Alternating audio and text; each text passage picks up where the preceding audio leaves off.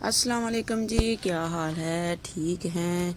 घर वाले कैसे हैं? अपनी तबीयत कैसी है? सब फिट हैं?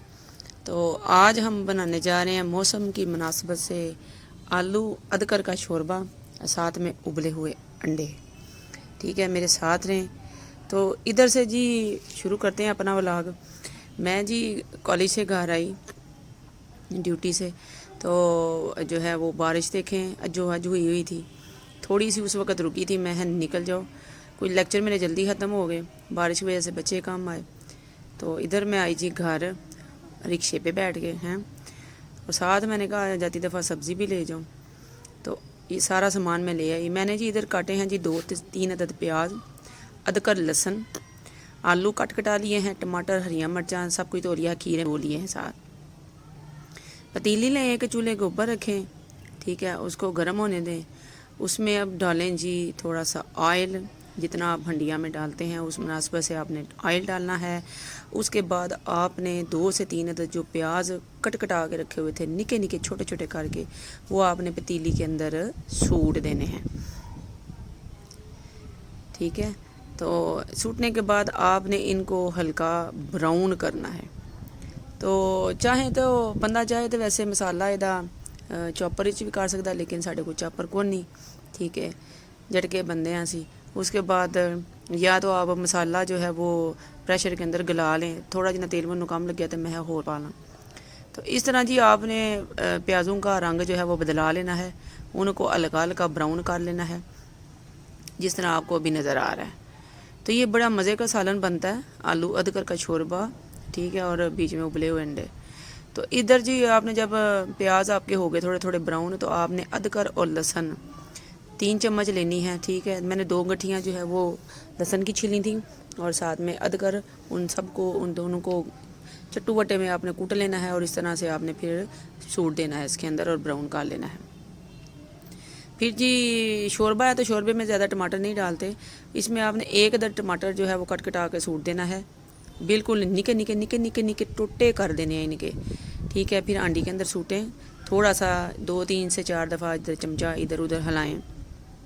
फिर इसमें डालने की बारी आ जाती है मसालों की। ठीक है, मसाले वही जो आपके घर के मसाले हैं सारे वही आपने डालने हैं। तो ये जो है ना मौसम आज ज़रा अच्छा था, तो मैंने कहा चलें जी आज जो है वो अदरक का शोरबा बनाते हैं। ठीक है, वैसे भी अदरक जो है वो काफ़ी फ़ायदेमंद है, नज़ला ज़ुकाम लगाओ तो उससे भी फ़ायदा है।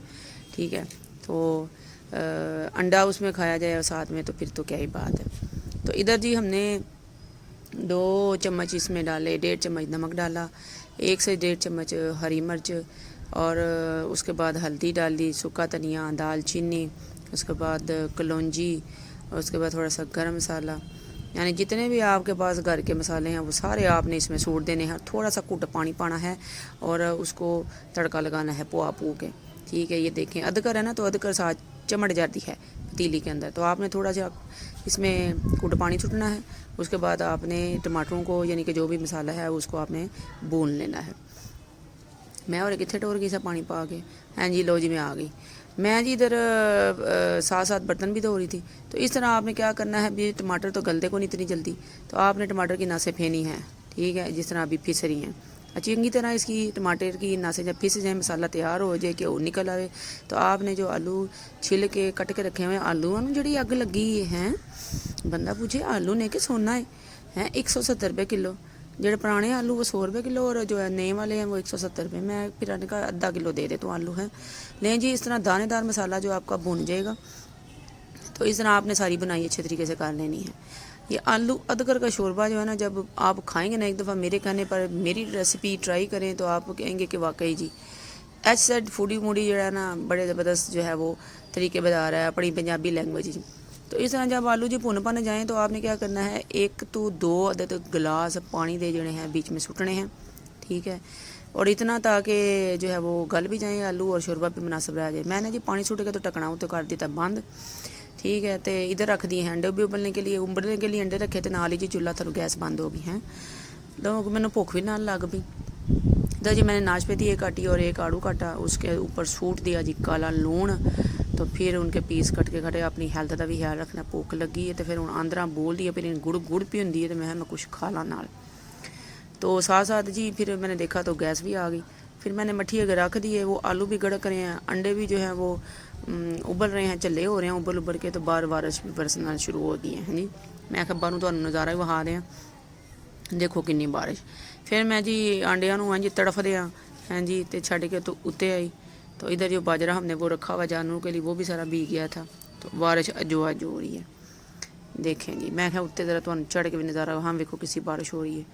तो इधर आ गई। फिर मैं नीचे, मैं थले आंडिया भी वेखना। इधर मैंने सिंक सुंक साफ कर लिया था, बर्तन लिए से धो, क्योंकि बर्तन ना धोवो तो वेखो थोड़ी जिंदगी जी है ना अधूरी है। इंज लगता घर के काम मुक्के ही नहीं है। लो जी, इधर हमारे अंडे भी जो है उबल गए। इनके ऊपर मैंने तत्ता पानी इनका रोड़ा तो ठंडा पानी इनका डाला है। तो इस तरह मैंने छीले छूले लिए। फिर अंडों को छील के मैंने साइड लाए। मैंने कहा तुसी तो साइड पे लगो। फिर मैंने इनको क्या किया, मैंने कहा लकू दो कर देती हूँ इनको। फिर मैंने लकू दो करके तो इधर साइड पे पासे ला दिया। इधर हमारे आलू भी गल गए, शोरबा भी मुनासब रह गया। और चूल्हा मैंने कर दिया उच्चा। भी सुटियाँ हरियाँ मिर्चां 2 तो 3 हरियाँ मिर्चां सुट्टो, ताकि खुशबू जी ना हरियाँ मिर्चां दी अपनी फिर एक वह स्वाद है हरियाँ मिर्चां का। तो 3 से 4 अदद भी डाल सकते हैं। मैं जो है ना वो तकरीबन 3 अदद हरी मिर्चें जो है वो काट के डाली हैं।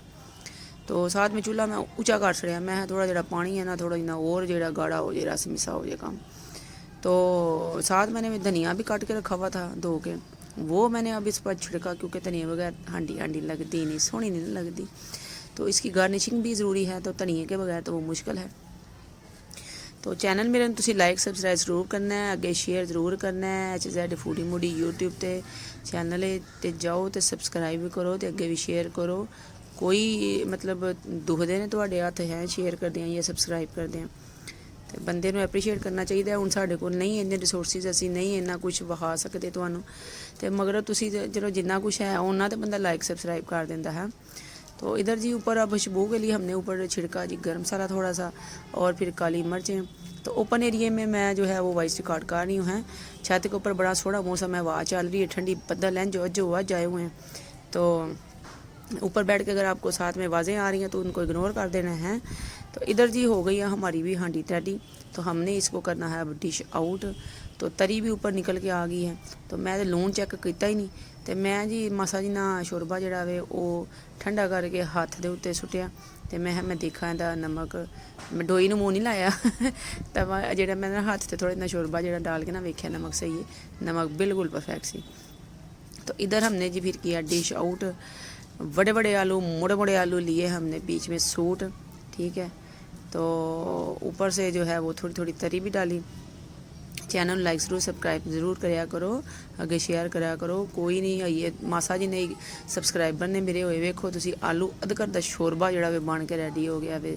सेहत वास्ते नसां जिन्हां दियां वगदियां होण बेहतरीन है, ये खाओ थोड़ी नसां बंद हो जाएंगी, नज़ला ज़ुकाम जरा बंद हो जाएगा, ठीक है।